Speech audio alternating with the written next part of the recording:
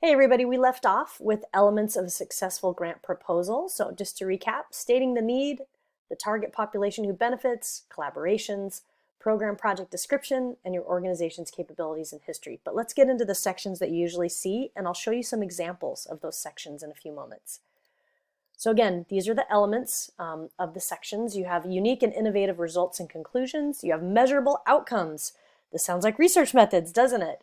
You're showing budget and in-kind costs and essentially your project proposal in numbers through a spreadsheet. You need to show a plan for evaluation. You need to document volunteers that might be used and how they will be managed. Okay? So again, these are things that need to be in your proposal and that are extremely common in grants of all kinds. Okay? Grant sections. We call these the needs section, the collaboration section, the outcome section, and the budget section. You may have to partner with a chief financial officer or a comptroller or the lead accountant in order to do the budget section so that you have all those financials that you need. But the first three sections in blue, those are the ones that you will largely be responsible for: needs, collaborations, and outcomes.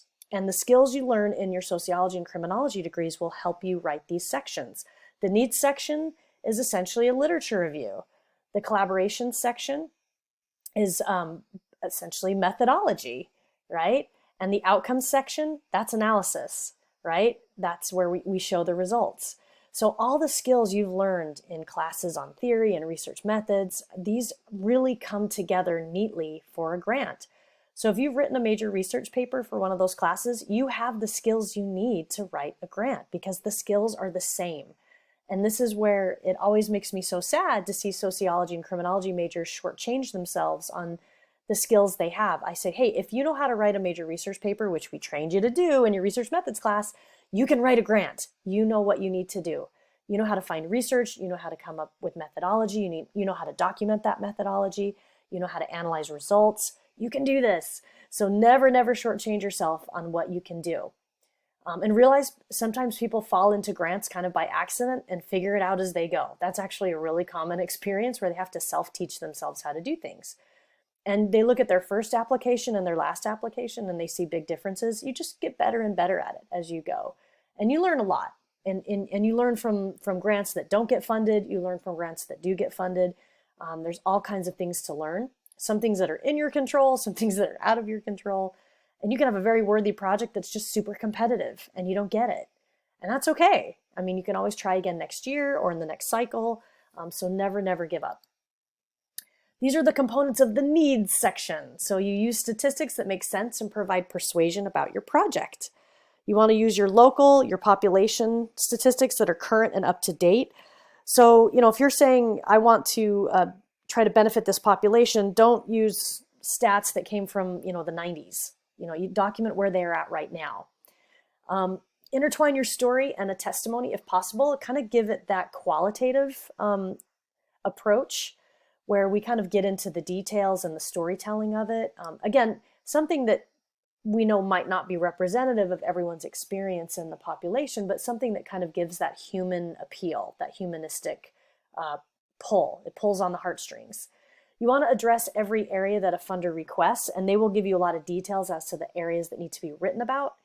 You'll want to describe how the need is going unmet and how your project will meet that need. That is probably the biggest area of focus for this section, is right there. And then make the need critical and necessary. So you want to be extremely persuasive. But again, these are the kinds of skills that you get when you write a literature review. You're showing what the research says, what best practices are.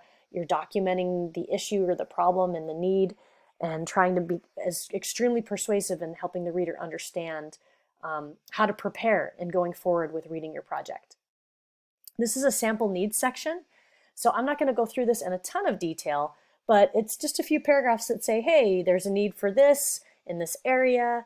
This one is actually one from Florida. And, they start documenting the population and things that have changed. They're talking about, these are some of the areas we're going to focus on. These are the gaps we're identifying. This is where things aren't quite where we need them to be. So again, demonstrating need. But again, I'm not going to go through this in detail, but you can look at this on the slide later to get some more ideas. Components of the collaboration section. So essentially, you're going to provide detailed descriptions of your collaborators, including what relationships you have with them. This is where that famous acronym comes from, MOU, Memorandum of Understanding, the agreements you have, kind of where the boundaries are, what you'll do, what I will do, what that guy will do, what she will do, right? This is my contribution, this is where it starts, this is where it ends, this is why it's needed. Detail any referral sources you may use to obtain information, clients, materials, equipment, space. So you need to really document all that in there. Now this is kind of similar to the methods section, okay, where you talk about your evaluation, you talk about kind of how you're going to go about your project and the people that are going to be used to partner with, okay? Explain how your organization is unique in its contributions to the collaborations. So you want to illustrate that complementary partnering. Okay, so again, this is a section that's also really critical that shows you're going to be ready for success. Okay, this is a sample collaboration section. So it talks about some other nonprofits, some other agencies that are going to come to the table and actually partner on this project together. So, you know, it says on the very bottom sentence there, in addition, Alpha works closely with the following agencies. And then it lists all these agencies, and you would provide more detail in describing those agencies so that it's very, very obvious and familiar to the funder what those agencies are about and how they'll work with you. Rounding this out, we'll move into the outcomes section. An outcomes section is a kind of an extension of a methods section where you start to get into evaluation and start moving into results. So again, this comes from earlier in the class. Make sure your outcomes are SMART. You're setting SMART goals: specific, measurable, achievable, reasonable, and timely. This is where the timelines come in, so we can see what you need to do to reasonably accomplish this goal. You want to gain team commitments that these outcomes can be achieved. Sometimes things don't go according to plan in grants. You have these kind of disruptions that are out of your control, or suddenly something completely changes and you have to rally and you have to regroup. That's perfectly fine. There isn't a funder in the world that expects a project to go perfectly according to plan, but you also sometimes want to write in some contingency plans if things change. You don't want to spend a lot of time on there because then it sounds like, well, we're just planning on our project to fail, so let me write how we're gonna need more time or need more money so that when we do fail, we're gonna be okay. That's not terribly persuasive to a funder. So you want your kind of back door, you want your emergency plan, but if you put too much time and effort into it, then it looks like the emergency is the plan, and it's just not really sound logic. Again, use those critical thinking skills we've talked about. You know, think about depth, think about breadth, accuracy, precision, relevance. Those are those intellectual standards we've talked about. Talk about logic, talk about fairness. That's going to help you think through and be persuasive. Use logic in your description. Add a logic model that illustrates the path forward and the contributing elements. I'm going to show you that logic model I promised you in the next slide or two so you can kind of see it. Use numbers and percentages. Those are what we call metrics. I can follow metrics. You know, if you give me, you know, I'm going to be hiring X amount of people in X amount of time. They're going to cover this percentage of the population. And then we're going to increase that percentage to this by, you know, in the next 4 months. We're going to train this many people. We're going to buy this many cars. So give us the stats, right? And how you're going to get those stats. Align the outcomes as a good match for the funder's goals. So again, being persuasive in the results. This is what we expect to accomplish given the funding, right? So this is what you're going to be getting for your money's worth. These are some sample outcomes. So goal 1, at least 85% of enrolled children will have an increase in school readiness skills, right? So, and then how are you going to do that? We're going to assess for kindergarten readiness at touch points. We're going to do testing, and we're going to do transition plans. Goal 2, 75% of the children will show an increase in technology awareness from manipulating the pads and smart boards in the classroom. So how are you going to measure that? How are you going to document that? Are you going to do content analysis? Are you going to do testing? These guys talk about pre and post-test scores. So again, using numbers, using metrics about what the goals are and what your expectations for achieving those goals are. Again, it doesn't have to be perfect because these are human beings, right? We're not going to expect perfect scores. We're not going to expect perfect completion rates, but we want to see results. We want to see progress. So this is where you want to work with your team to come up with reasonable outcomes. targets you know you're going to hit. Let's just put it that way. Here's the logic model I promised. So essentially it's like a big chart, and a lot of times these have arrows on them that kind of point from one direction to another. It reads left to right. So you have one side that shows objectives, right? And essentially goals. And then kind of as you go to the right, it talks about outcome measurements. How will those objectives be indicated, with what tools? How are we going to use to measure it? And then finally you get to year end or project end outcomes or statuses, right? So how are we going to know we achieved those goals? What are the numbers going to be? And so essentially this is a map of the project. This is going to keep you grounded in making sure you're running the project you promised the funder you would run. So one thing that my spouse and I have talked about quite a bit, because we've both written logic models, we've both written grants. And one thing we mentioned in our own kind of grant practice is, if you feel like an activity is out of bounds or some effort is not meeting the needs of the grant project you wrote, you always come back to the logic model. And it's basically a little matrix, a little chart that shows what you're supposed to be doing. And if you can't land that activity or that effort somewhere on this chart, then chances are you need to reevaluate. You need to rein it in, and you need to make a change. So this should ground your entire project. A good logic model should land everything in the project, start to finish. And sometimes multiple objectives are achieved in multiple outcome measurements and multiple results. So you can have arrows that go in lots of directions to say this will achieve a couple of different things, not just this one thing. So you don't have to be totally linear in your thinking. You can think out of the box a little bit and think about how it can be accomplished. But that's our recommendation from, again, my spouse and I feel like we're kind of a powerhouse grant team. We've written millions of dollars of grants together. And we feel like that is kind of the big takeaway. You have to land your project on a chart that's going to keep you focused. And having a logic model is the way to do it. Again, here is a process-focused logic model. So again, objectives, measurements, and outcomes. We like to do logic models that focus on short-term outcomes and long-term outcomes. So we break it down even further so that we can kind of be able to show evidence earlier, and again, reassure the funder that we're making progress. We're hitting the mark. We're making inroads. We're not done yet, but we have evidence to show them that we've been able to accomplish some things. So we actually break down the outcomes even further into short-term, long-term. So we'll look at, like, within the next few months versus within the next year, and say, what should we see here and what should we see here at point A and point B. So again, we're going to work on logic models in class. It'll be kind of a cool project to get to do. And again, a roadmap for your program or project.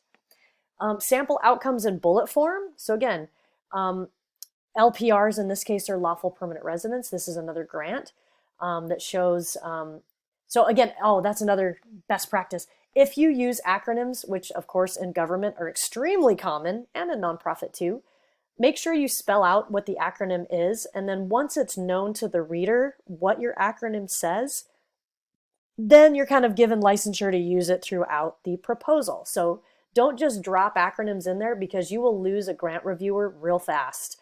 And it'll be really confusing to read, and they'll kind of write in the margin, what's an LPR? They didn't ever tell me what it was. I've made that mistake myself, whether I'm writing an IRB or I'm writing a grant. Sometimes I'm getting ahead of myself and I'm falling into my organization's jargon. And before I know it, I'm saying things that an outside or an external reviewer can't follow. And so sometimes I need a fresh set of eyes to say, hey, am I using jargon? Am I using acronyms that I haven't fully explained? Because if I am, I'm doing something wrong. But these are outcomes, again, using numbers, using measurable things that can be easily observed and easily documented. So again, SMART goals. Is it measurable? Is it timely?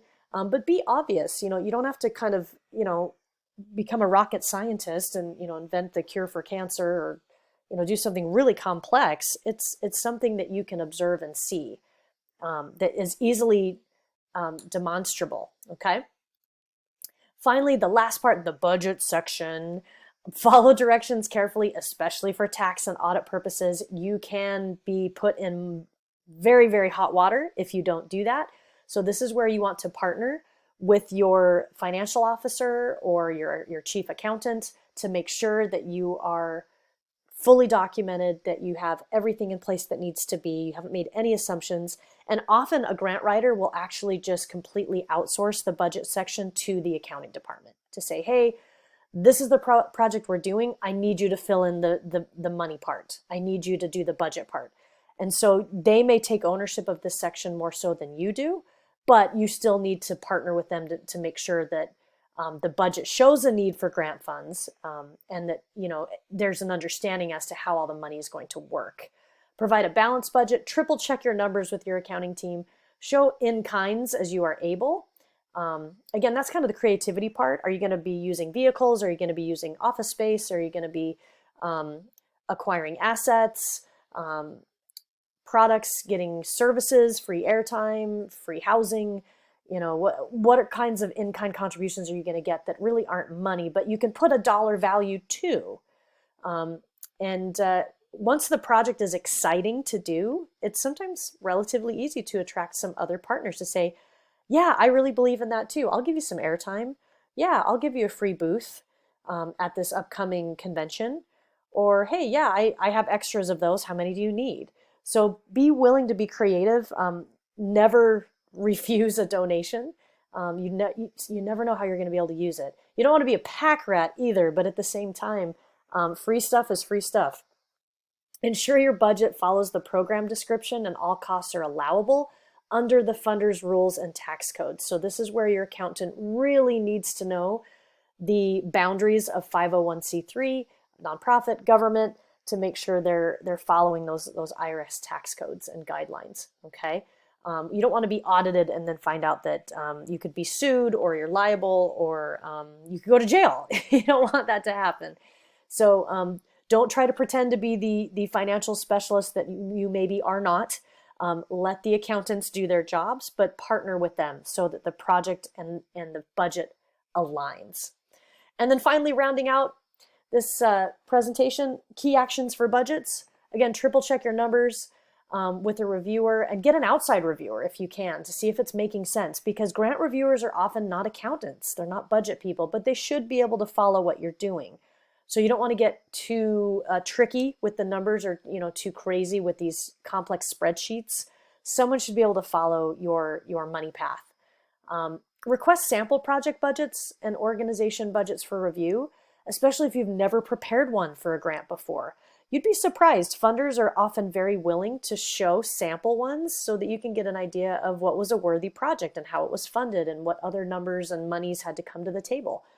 They want to fund you. They want to see successful RFPs that are written. They don't want to spend time reading projects that are terrible. So they will often throw you some bones and give you some sample ones to look at. Make sure you review those sample narratives and those RFPs that have been successfully funded in the past. Keep in mind, some of these are very short. The shortest one I've ever written was 5 to 6 pages. The longest one I've written is 200 pages. So that was part of a grant writing team. And we all wrote different sections. I focused on the needs section and the evaluation section. Someone did the collaborations, someone did the budget. So sometimes you're part of a whole team of people that does an RFP. But just to review RFPs can take a long time. You got to build that into your timeline because all grants have a deadline and a closing date as to the last day they will accept a proposal. Don't forget about payroll taxes for labor costs funded by your grant. That's easy to overlook, especially if you don't really feel like the grant's going to cover your employment costs, but these come up all the time. And again, your accounting department can help you with that. Consider stipend payments for grant staff or salary. That is really, really nice to do. So if someone's willing to write a grant for your organization or you're willing to write one, you can provide yourself an honorarium or some kind of payment or contribution for your services of writing a grant. Sometimes you can write yourself in as the evaluator on a grant and build in a salary component for yourself. So I've actually had fellow researchers do that especially if they're in between jobs and they want to continue to work. They'll write a grant, they'll write in a position in the grant as an evaluator or as a program staff, and they'll write in the budget a salary. So it feels kind of weird, you're writing your own salary, but it is a way that people fund their costs and people fund their contributions. So it can be in the form of salary, it can be stipend. And sometimes it's in addition to paid staff because you're doing extra work above and beyond your job. Sometimes, again, it's just like a thank you honorarium for putting in your time to this kind of project. I've received honorariums before of, a couple $1,000s for writing a grant for somebody that was like $100,000. So it's a nice way to bring in a little bit of extra money for you putting in the time to put together a good grant. So that's another way that grants can be really beneficial to learn how to do, is it can give you some extra income.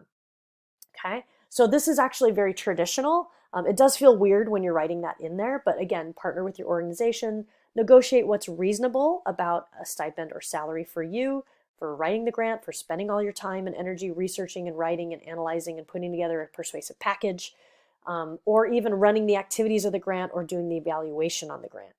So consider that as well. But that is essentially it when it comes to your introduction to grant writing. So now you are much more familiar with all the pieces of it and some of the vocabulary and the process. We'll get further into this in our final modules in the class, but I hope you enjoyed this presentation. We'll see you later.